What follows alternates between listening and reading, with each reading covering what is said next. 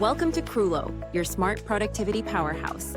In this video, we will see how you can import a document from your computer. First of all, navigate to the Docs section. Then in the top right, click on Import. Here, you will find the option My Computer. Simply click on that.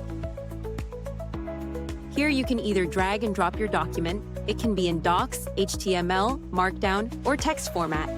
Or you can click here and select your document and hit Open. Then click on Upload.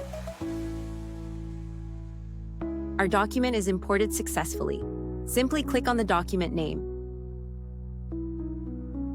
And here's our document with all the tables and links. That's how you can easily import documents from your computer. Streamline your project management with Kroolo, your smart productivity powerhouse.